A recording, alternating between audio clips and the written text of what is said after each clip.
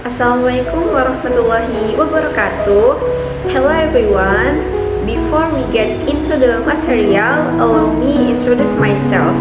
My name is Nabila Eka Faradewi. You can call me Bila or Bile.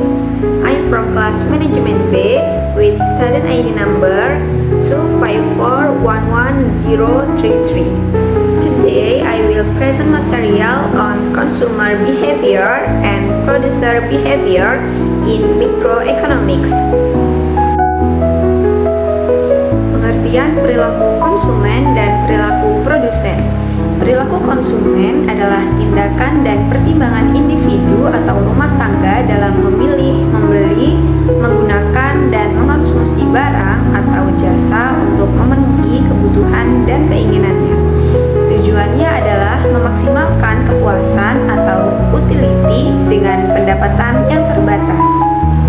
Sedangkan perilaku produsen adalah tindakan dan keputusan perusahaan dalam memproduksi barang atau jasa untuk memperoleh keuntungan atau profit. Tujuannya adalah memaksimalkan laba dengan biaya produksi yang seefisien mungkin. Lalu ada perilaku konsumen dalam ilmu ekonomi mikro.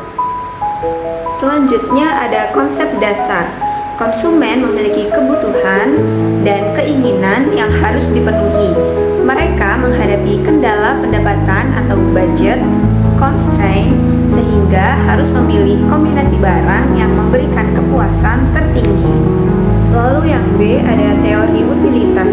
Yang pertama ada utilitas total. Jumlah seluruh kepuasan yang diperoleh dari mengonsumsi sejumlah barang.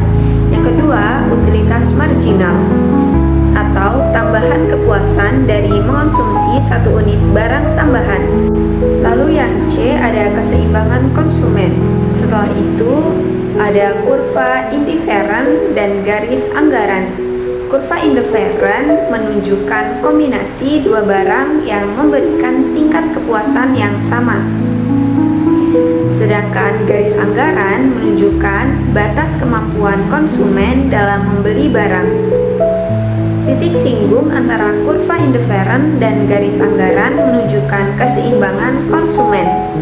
Hukum Gosen atau Law of Law. Hukum Gosen, semakin banyak barang dikonsumsi, kepuasan tambahan dari setiap unit berikutnya akan semakin menurun. Selanjutnya ada perilaku produsen dalam ekonomi mikro. Yang pertama ada tujuan produsen. Produsen berusaha memaksimalkan laba dengan menentukan yang pertama ada jumlah barang yang diproduksi, yang kedua ada faktor produksi yang digunakan, yang ketiga ada biaya dan harga jual produk. Lalu selanjutnya ada faktor produksi. Faktor pertama adalah tanah atau land, faktor kedua ada tenaga kerja atau labor, faktor ketiga ada modal atau capital, faktor yang keempat ada kewirausahaan atau entrepreneurship. Selanjutnya ada fungsi produksi. Fungsi produksi menunjukkan hubungan antara jumlah input, faktor produksi, dan jumlah output barang atau jasa. Contoh fungsi produksi sederhana adalah Q sama dengan F dalam kurung L, Lalu selanjutnya ada hukum hasil yang menurun atau Law of Diminishing Return. Jika satu faktor produksi ditambah sementara faktor lain tetap, maka tambahan output atau marginal product akan menurun setelah titik tertentu. Selanjutnya ada biaya produksi. Biaya tetap tidak berubah meskipun produksi berubah. Lalu biaya variabel berubah sesuai tingkat produksi. Dan biaya total, biaya tetap plus biaya variabel. Lalu yang terakhir ada keseimbangan produsen. Produsen mencapai keseimbangan saat keuntungan maksimum tercapai, yaitu ketika MC sama dengan MR. Selanjutnya ada hubungan antara perilaku konsumen dan perilaku produsen. Aspek konsumen. Produsen tujuannya memaksimalkan kepuasan dan memaksimalkan keuntungan. Dasar keputusan kebutuhan, pendapatan, harga, biaya